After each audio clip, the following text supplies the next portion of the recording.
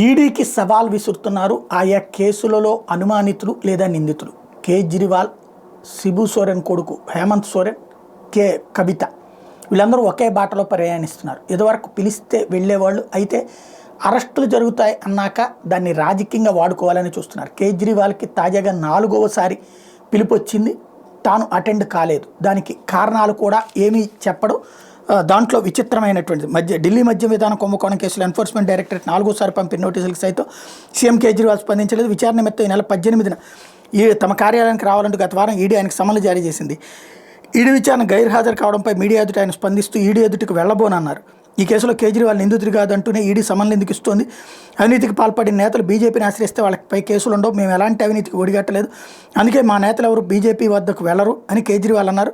మద్యం విధానం కేసులో పదే సమన్లు ఇవ్వడం, రానున్న లోక్సభ ఎన్నికల్లో తన ప్రచారంలో పాల్గొనకుండా చేసే బీజేపీ రాజకీయ కుట్రలో భాగమేనని కేజ్రీవాల్ ఆరోపిస్తున్నారు. అంటే పోలీసులు కనుక రాయి స్టేషన్ కంటే అది పోలీసులు అక్రమంగా పెట్టినట్టే అన్నటువంటి విధంగా ఈడీ కేసులు అన్నటువంటి కోణంలో ఈడీ దానికి అటెండ్ కాకపోతే అప్పుడు రేపో మాపో అరెస్ట్ చేస్తే దాన్ని రాజకీయంగా వాడుకోవాలని కేజ్రీవాల్ చూస్తున్నారు. ఖచ్చితంగా అరెస్ట్ అయ్యే పరిస్థితి అయితే ఉంది ఆయనకి.